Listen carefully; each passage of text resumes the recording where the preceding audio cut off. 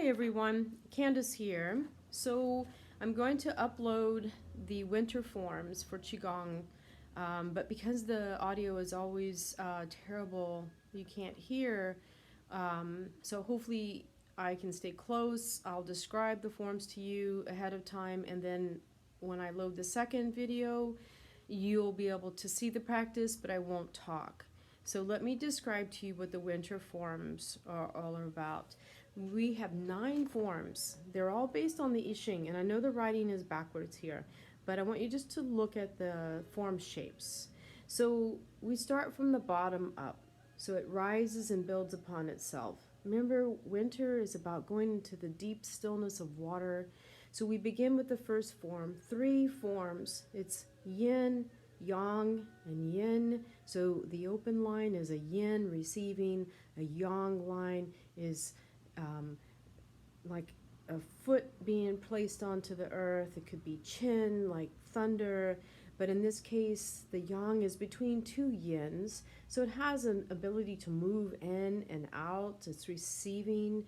So kan is its name, it's water, it's flowing water. It's not Tui, which is the stillness of a lake. It's this flowing water, flowing water. So we start with the bottom line, which is coming deep, imagining being inside a deep aquifer, or an ojo, which is a Spanish name for like an eye, which is like the caverns, lava tubes, places that collect water deep within the earth, and you can feel the dripping and the mist. It's the small water, small still water, moving through and being energized as the steaming water rises to warm the lungs and the heart. It comes into the middle forms, which are earth, which we always come into earth when we change seasons. So this is winter form coming into the strength of earth before it becomes bigger water. So the first 3 forms we call here, I call the calming waters moving into the spiral, the lifting of the waters, the cleaning of the sanjials, and then the final top form of water is the waterfall. It's the waters lifting up and coming back and returning. And then we come into the 3 earth forms, which first start with the tapping of the heels on the earth, like tapping on the wooden door, tapping on wood is the liver element, tapping on the earth element of the spleen, tapping to wake it up. Not strong, not too hard, but it's also the heels relate to the brain, the opening of byway at the top of the head, the 100 meeting points. So it's the welcome, like knocking on the door. And then we come into the standing tree, which then fully lifts all of its fluids, its vascular system, strong, lifting, growing upward in the middle form here.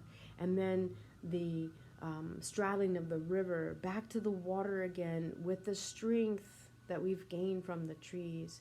And then it comes back into the upper form again. It's this water form.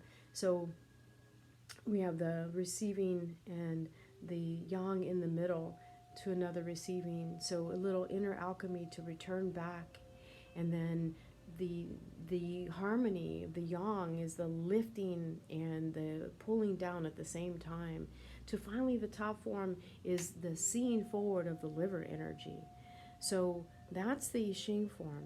And when you put these 2 trigrams together, they create a hexagram. And the I Ching, a hexagram is a personality, an archetype. So the first one, it relates to number 7. And I have to turn it to read here. It's called organized discipline. So organized discipline. In the wintertime, we might feel that we've lost all of our energy. We're pining for summer, movement. We want to go outside. It's dreary. It's a planned organization, and it's a discipline of practice to show up every day, to do something in a ritual way every day. That's the organized discipline. Then it changes when we add the 2 upper hexagrams together, becomes the I Ching 8, which is holding together. So this whole form together becomes water moving through the earth, lifting water in a freer way to move towards springtime, to be utilized by new growth, coming out of the winter stillness into the new growth, and through organized discipline and our holding together, the strength of holding together, then we can move forward into spring forms. So that's what these 9 forms I'm going to practice in the second video to give you. But I wanted to explain that first. And if you'd like to have a copy of what I just had, feel free to email me. All right, thank you, and I'll see you in the next video.